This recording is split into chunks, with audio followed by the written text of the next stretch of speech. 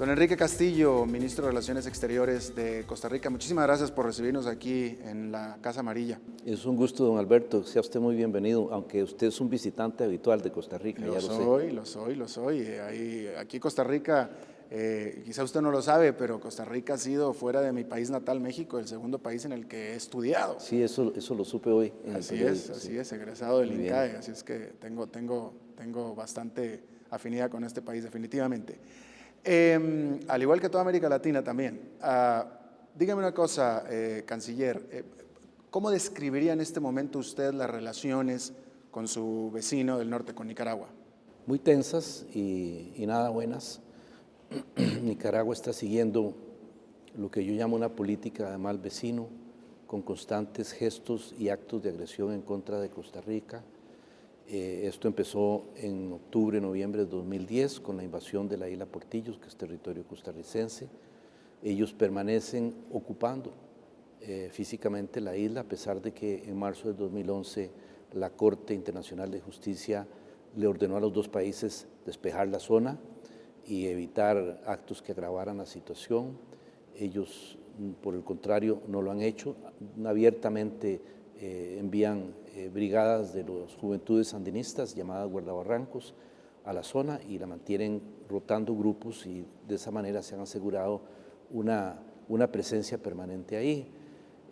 Luego, hará un año y medio, 2 años, empezaron una campaña de difamación internacional en contra nuestra, porque empezamos a construir una ruta, un camino a lo largo de la frontera, precisamente para poder vigilar y patrullar la frontera, y eso no les hizo ninguna gracia, y empezaron a lanzarnos cargos de querer dañar el río San Juan, cosa que de ninguna manera se ha dado, pero tampoco es nuestro interés. Y así ha habido una serie sucesiva de actos, de manifestaciones agresivas, de amenazas.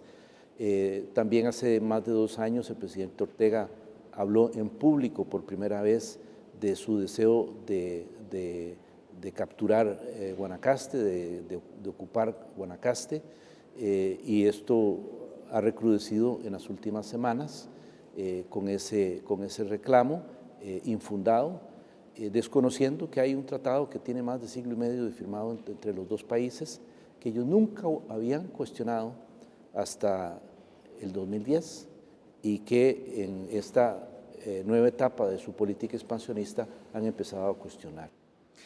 Vámonos por el principio, con la primera, con esta, como usted le llama, invasión de esta isla. Haciendo una investigación estuve platicando con algunos expertos legales internacionales respecto de los acuerdos. Concretamente me refirieron a al laudo Alexander. Y me dicen, laudo Alexander habla de que la frontera está en el primer caño, que le llaman ellos, y que por tanto, claramente, si es el primer caño, de acuerdo a este famoso laudo, ese territorio pertenece a Nicaragua. Esto supuestamente dice el derecho. Mire, efectivamente el texto se refiere a un caño, pero un funcionario nicaragüense que es pastora ha tenido una fantasía y ha dicho que ese caño, que no existe, que nunca ha existido, que hoy no existe, él afirma que existió, y entonces se fue ahí a cavar para sacarlo a la luz, y cavó en territorio costarricense un pequeño canal, pero el texto de Alexander es un texto que hace referencia a caños, pero ese caño no existía, y la mejor prueba es que, además del texto, Alexander dibujó de su propia mano un croquis, trazando la frontera, y primero traza la frontera, sin ninguna duda ese es el trazado de la frontera, con todos los referentes, y no dibuja ningún caño. Aquí tenemos un original en la Cancillería de ese croquis, hecho de puño y mano del propio Alexander, y no hay ningún caño, y además, independientemente de que hubiera caño o no. No lo dibuja, pero lo escribe. En letra. Lo escribe, sí, porque hay otros caños, y en el dibujo de Alexander se ven otros caños que van marcando las los turnantes, los giros del trazo fronterizo. Pero lo importante es que él traza la frontera y la dibuja. Y está clarísima la forma que tiene, que siempre ha tenido y que Nicaragua nunca cuestionó. Tan es así que en los años ya 2005, 2006, Costa Rica demandó a Nicaragua porque Nicaragua estaba impidiendo el ejercicio del derecho de libre navegación que tiene Costa Rica en el río San Juan. El río es propiedad de Nicaragua, pero de acuerdo con el tratado y con los laudos, Costa Rica tiene derecho a navegar. Nicaragua en esos años estaba impidiendo la libre navegación y Costa Rica demandó a Nicaragua. Y Nicaragua en su defensa justamente usó los mismos mapas que usó Costa Rica, mostrando la misma frontera que Costa Rica está alegando, que es la que está vigente, y nunca hablaron de un caño ni de otro trazado de la frontera, ante la propia Corte Internacional de Justicia. Bien, hablemos de la Corte Internacional de Justicia. ¿Por qué? Primero que nada, esto ya se está litigando en la Corte Internacional de Justicia. ¿Por qué es importante para Nicaragua, si esto ya está en la Corte y la Corte va a determinar, por qué es importante si Nicaragua está en ese momento ahí, en este momento o no? Al final la Corte es la que va a determinar qué es lo que va a pasar. La Corte es la que va a determinar lo que va a pasar. No, Nicaragua lo que está jugando es una estrategia de distracción para desviar la atención de su población ante el hecho de que ellos están enfrentados a una derrota inminente en ese caso y en el caso en contra de Costa Rica por la construcción de la ruta. Pero esto hay que ponerlo en el contexto de la política expansionista de Nicaragua. Nicaragua como Estado, ni siquiera se limita a la administración actual del presidente Ortega, ha venido llevando adelante una política expansionista que la ha llevado a tener litigios y conflictos con todos sus vecinos, con Honduras, con El Salvador, con Colombia, con Costa Rica. Ahora en la mira están también Jamaica y Panamá por las nuevas pretensiones de Nicaragua de expansión marítima. Pero siempre por la vía legal, al final del camino. Siempre no, vea que no, porque en el caso de Costa Rica fue por la fuerza que penetraron en el 2010. A la isla. A la isla. Pero bueno, volvamos ahora, por el lado de Costa Rica, usted afirma que la Corte Internacional va a determinar a favor de Costa Rica. Estamos seguros que así será. Ojalá y así sea, o ojalá y determine lo que es justo. Pero yo le pregunto a usted, la posición de Costa Rica, en caso de que la Corte Internacional dictamine desfavorablemente en contra de Costa Rica, sí. ¿Costa Rica va a acatar? Sí, nuestro compromiso es con el derecho internacional y con la Corte Internacional de Justicia, la cual nosotros respetamos. Ese es el compromiso nuestro. Nosotros no tenemos ejército.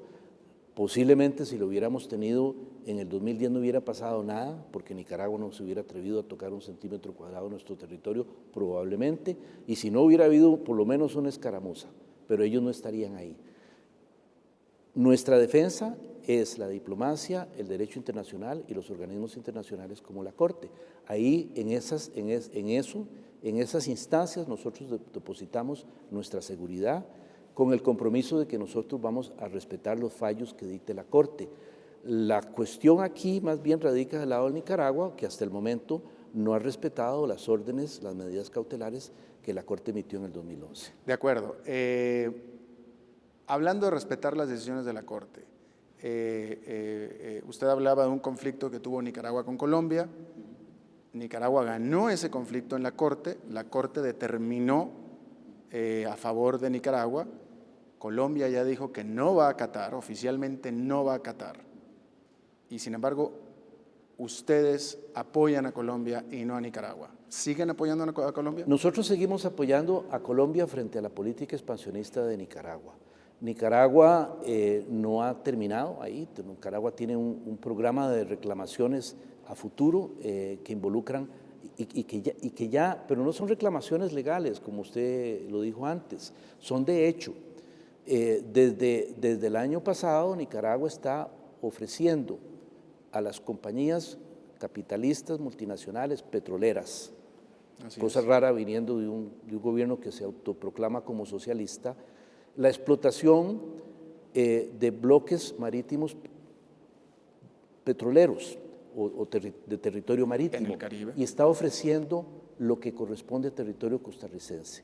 Están ofreciendo toda su costa, pero están abarcando territorio costarricense con una fijación arbitraria y unilateral que ellos pretenden hacer de los límites. Los dos países no tenemos límites y solo hay pocas maneras de establecer límites entre los dos países, no unilateralmente como lo está haciendo Nicaragua. Dígame si lo estoy entendiendo mal. Entiendo que esta oferta famosa lo está ofreciendo fue en un panfleto, en un brochure, que no es un papel oficial. Lo está haciendo en publicidad, entiendo que en un sitio web también, y no se han desdicho de eso. E incluso ya ellos mismos han anunciado que han pactado la exploración en ciertos bloques con compañías extranjeras, no todavía los que eventualmente pertenecen a Costa Rica o a Colombia. Pero quiero volver a la pregunta original. ¿Costa Rica apoya a Colombia en su desacato a la Corte Internacional? No, son dos casos diferentes. Porque en ese caso ustedes apoyaban a Colombia. Nosotros siempre mantuvimos una posición neutral y de vigilancia de nuestros intereses, porque temíamos que el fallo de la Corte fuese a favor de Colombia o a favor de Nicaragua, pudiese afectar nuestros intereses. Hicimos una solicitud formal de participar como terceros en el proceso y la Corte nos dijo que no era necesario porque la propia Corte garantizaba que de ese fallo no podían salir resultados negativos o contraproducentes para los intereses de Costa Rica. La Corte garantizó eso. Sin embargo, después del pronunciamiento de la Corte, Nicaragua, alegando o invocando el fallo de la Corte, que es entre Colombia y Nicaragua, en el que Costa Rica no fue parte, Nicaragua está fijando unilateralmente límites con Costa Rica, aduciendo que después de ese fallo hay un nuevo régimen de límites, cosa que la Corte no hizo. La Corte no fijó límites con Costa Rica, pero ellos los están fijando arbitrariamente con Costa Rica, invocando el fallo de la Corte sobre Colombia y Nicaragua. Esta es una actitud abusiva, unilateral, agresiva, que nosotros rechazamos, y también Colombia está alegando lo mismo en relación con bloques petroleros en otra parte que no fue objeto de la disputa entre Nicaragua y Colombia. Entonces nosotros, los dos países, nos sentimos agredidos por la política expansionista de Nicaragua y nos solidarizamos. Pero la relación con la Corte de Colombia y la de Costa Rica con la Corte son independientes, son separadas y son totalmente soberanas, y cada uno las practica a su estilo. Nosotros no pensamos salirnos de la Corte, nosotros pensamos que respetaremos lo que la Corte falle.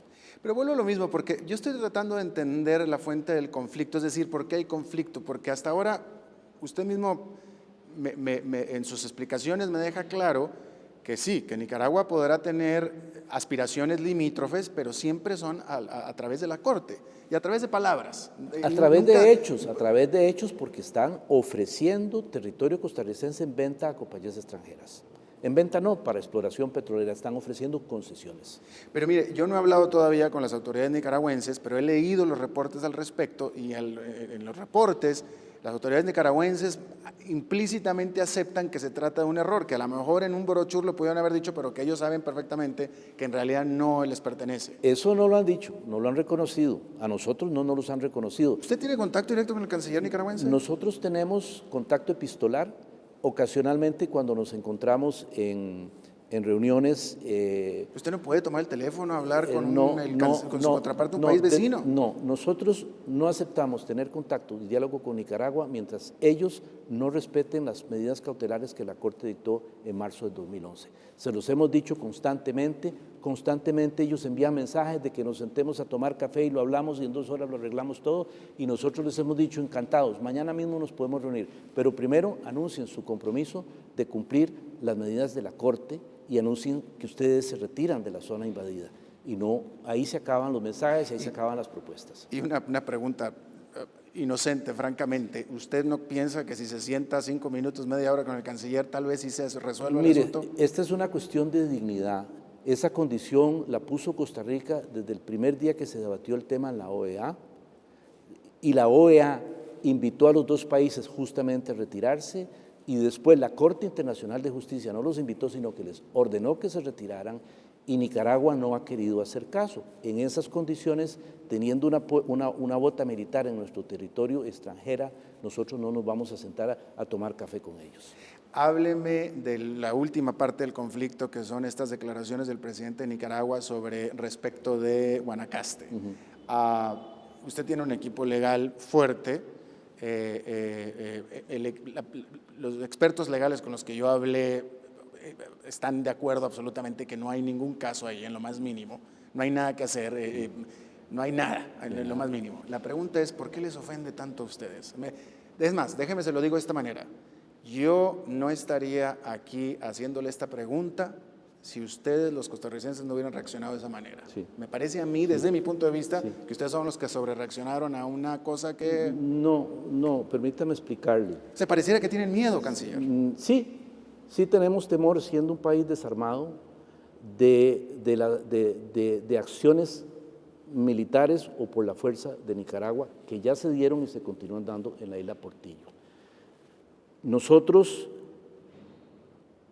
tomamos en serio las declaraciones del presidente Ortega, primero porque dichas en boca de un jefe de Estado son muy graves. En cualquier otra relación bilateral en el mundo, piense usted de pares de países vecinos o no vecinos, en que un presidente diga eso públicamente como jefe de Estado, eso trae un lío, eso trae un conflicto inmediato. En segundo lugar, Nicaragua, a pesar de que le reclama a Colombia que cumpla con el fallo de la Corte, Nicaragua no está respetando las órdenes que la Corte nos dio en el caso nuestro, Nicaragua-Costa Rica. Nicaragua está demostrando no respetar el derecho internacional y la autoridad de la Corte. ¿Usted cree, Costa Rica no tiene ejército, Nicaragua tiene ejército? ¿Usted cree que Nicaragua tiene el poder, la capacidad de poder hacerle algo cercano a Costa Rica, como quedarse aunque sea con un pedazo de Guanacaste? Mire, nosotros tenemos que tomar en serio esas amenazas del presidente Ortega. ¿Usted cree que tiene la capacidad? Deje usted la intención. Sí, la claro capacidad. que sí, claro que sí la tiene. Dígame, tengo esta cifra, tengo la cifra de que oficial, de acuerdo a números oficiales, Costa Rica en el 2011 gastó en defensa 311 millones de dólares. Nicaragua, 135 millones de dólares nada más. Nicaragua desdobla su presupuesto. Hay un rubro, yo ahorita no recuerdo los nombres de los rubros, pero Nicaragua gasta mucho más que eso que dicen. Ellos desdoblan sus presupuestos. Además, los presupuestos nicaragüenses no son nada transparentes. Costa Rica gasta en policía. Nosotros lo que tenemos es policía. Por cierto, una policía muy pobremente equipada, muy mal entrenada y que como policía que es, no está capacitada para ejercer labores de defensa militar. Nicaragua sí tiene esa fuerza. Ahorita en estas últimas semanas usted se ha enterado de que se está equipando con naves soviéticas, lanzamisiles con alcance de 80 kilómetros. ¿Cuál es la necesidad frente a Costa Rica de tener ese tipo de armamento? Nicaragua alega que necesita las naves, puesto que ya tiene más territorio marítimo otorgado por la Corte. Sí, pero eso le da un poder ofensivo. Ese equipo no es netamente defensivo, ese equipo es ofensivo. Están hablando de comprar MiGs. Eso no son avionetas como lo que tenemos nosotros. Nosotros tenemos humildes avionetas para movilizar a nuestra policía. Hay un desbalance total entre los dos países y además está alterando las adquisiciones de Nicaragua y la política de armamento que está siguiendo Nicaragua está alterando el balance regional en Centroamérica. Voy a terminar con una pregunta.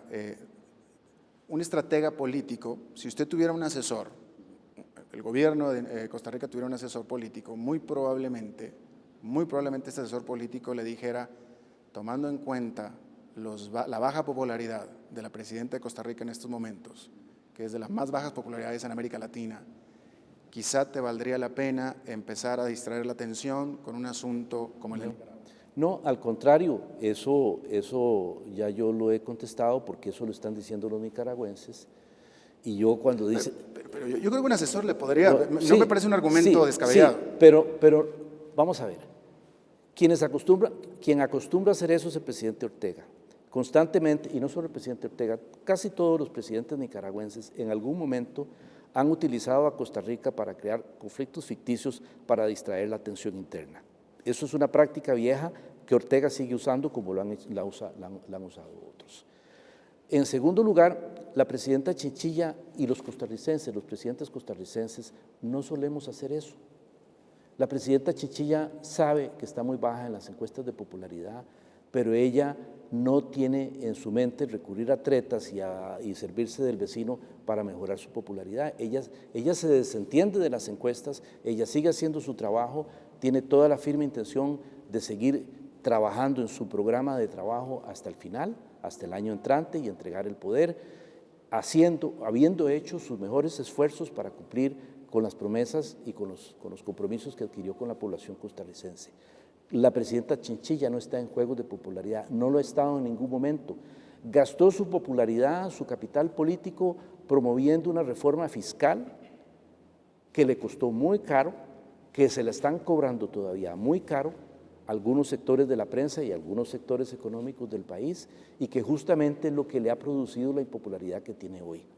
Pero ella sigue adelante con su programa, con sus metas, con su compromiso con el gobierno, con el país, y ella no está a estas alturas haciendo tretas populares o tretas publicitarias. El que la suele hacer es el presidente Ortega y los presidentes nicaragüenses en general, que recurren sistemáticamente a líos con Costa Rica. Aquí un expresidente costarricense ya fallecido decía: en Costa Rica tenemos un clima de 3 estaciones. Usted quizá lo ha oído eso. La temporada lluviosa, la temporada seca y la temporada de los conflictos con Nicaragua, porque constantemente recurren a eso. Listo, ministro de Relaciones Exteriores, Enrique Castillo, muchísimas gracias por su tiempo. Mucho gusto, ha sido un placer. Gracias por la oportunidad. Al contrario.